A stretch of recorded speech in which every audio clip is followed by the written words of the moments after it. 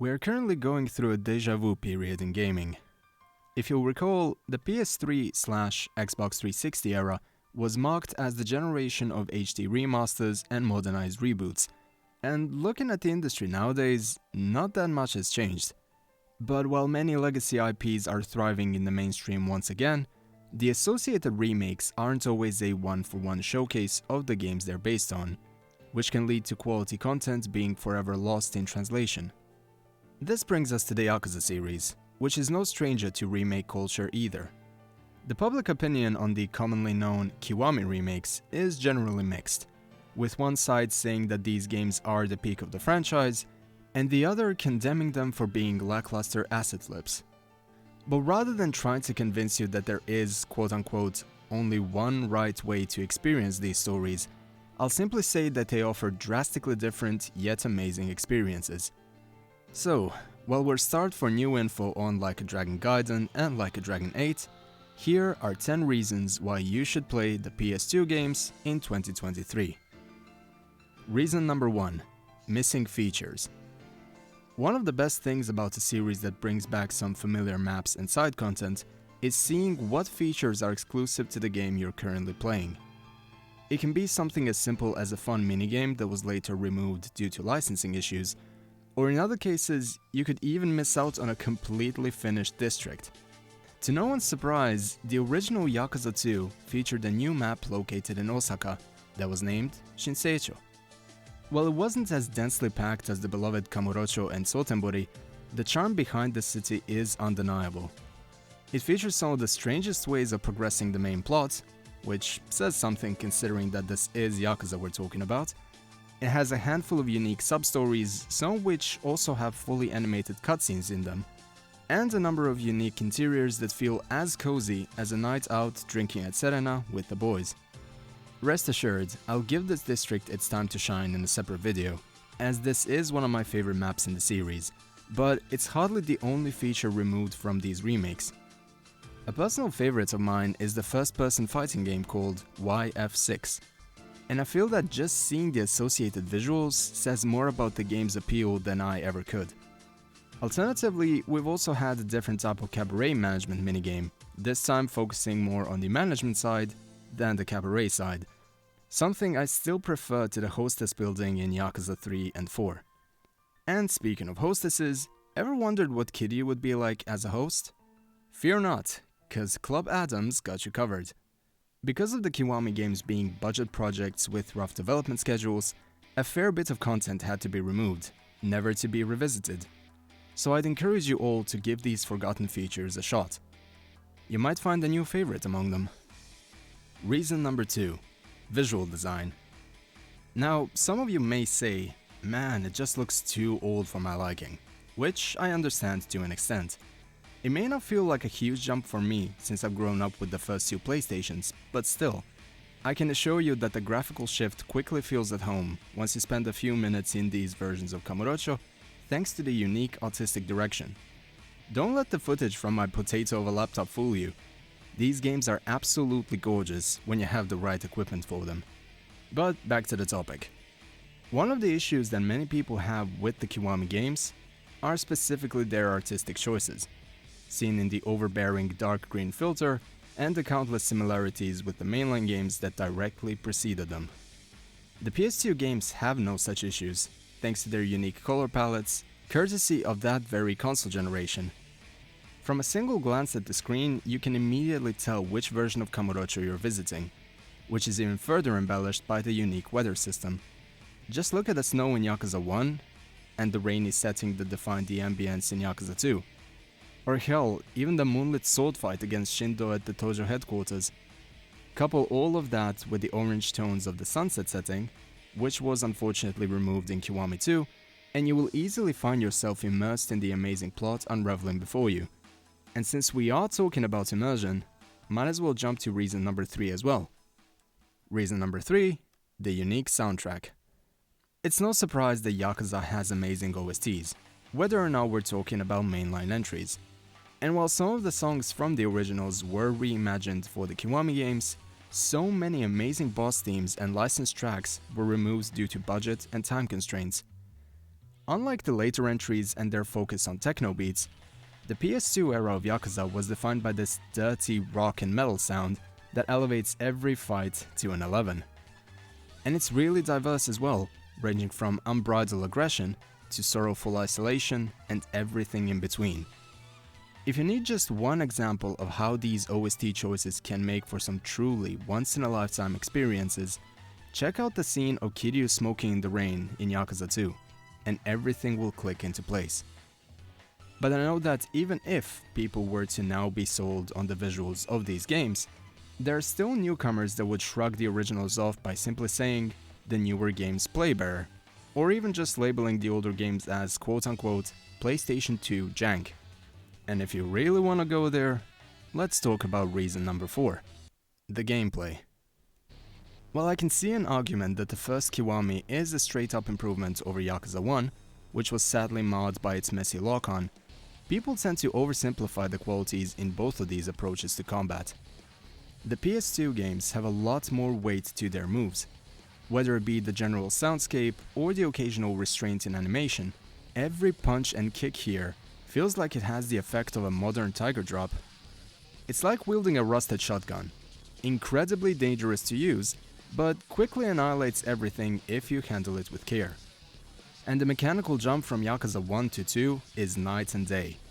The combat in 2 feels as fluid as you would expect from the most recent games once you get some of the most basic upgrades, and most importantly, you can make the combat as easy or as hard as you the player would want. In Kiwami 2, however, due to it being made pretty early on in the Dragon Engine's lifespan, there were many growing pains involved. Like the ineffective grabs, the fact that you would be absolutely overpowered without even getting all of the upgrades, and don't get me started on the ridiculous equipment buffs and muscle soda galore. This isn't meant to be a dunk on Kiwami 2, but its PlayStation 2 counterpart just had so many quality of life improvements that are often overlooked. The lock-on being improved, the combos being a lot faster, and the dash being effective from the get-go just makes this combat feel so much more fluid and fun to use. And nowhere is that more apparent than when you go up against the many boss fights present here. And speaking of, reason number 5, the unique boss fights. Whether it be the unique heat auras, the dedicated OSTs, or most importantly, every boss having their own combat style, I can't recommend these games enough. The boss fights are some of the most memorable parts of these games, so when you just face off against someone who is a blatant asset rehash specifically made to save time in the development cycle, it breaks you out of the total experience. Once again, it's a question of immersion, which I will surely repeat many more times by the end of this video. Every character that you fight in the OG titles feels like their own entity, which is why bosses like Hayashi have gotten such a vocal, albeit niche following. I've played through all of the mainline Yakuza games at least 3 or 4 times, and I never understood why anyone would be hyped about Hayashi, considering his fights in the Kiwamis. And then I played the originals and boom! Perfect! You genuinely feel all of the impact thanks to everything working so well with each other, from the colors of the setting, to the OST, to the expressive animation.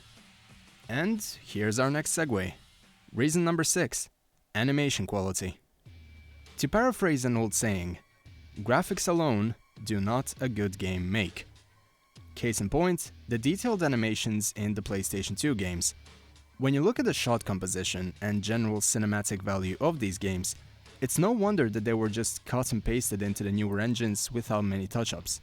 They were that good.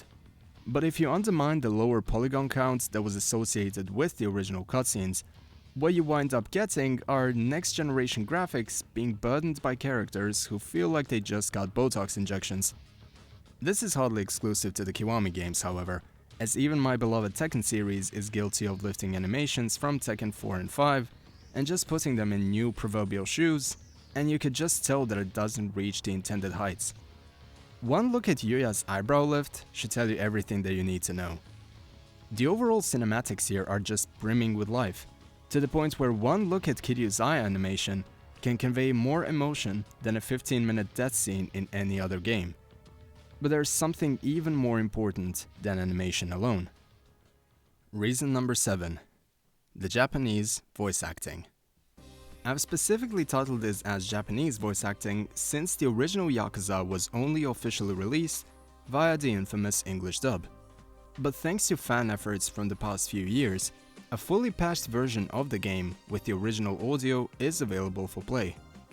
Take this from someone who unironically enjoys the English dub. Please try out the Japanese voiceover, because it single-handedly has some of the finest voice acting in the series to date. Believe me, it's no exaggeration. The performance that Kuroda Takaya does for Kiryu in Yakuza 1 is out of this world. He has such an utter disregard for his vocal cords and just does whatever it takes to make a scene as believable as possible. Incoming spoilers for the ending of Yakuza Kiwami in 3, 2, 1. One of my favorite scenes in the entire franchise is the post-boss cutscene between Nishiki and Kiryu. Even before having played the PlayStation 2 versions, I must have watched this scene around 100 times, to the point where I knew exactly when the camera would cut out or zoom in. I knew the exact words that they would say with the impact with which they were said. But the moment I reached this scene in the restored PlayStation 2 version and heard this,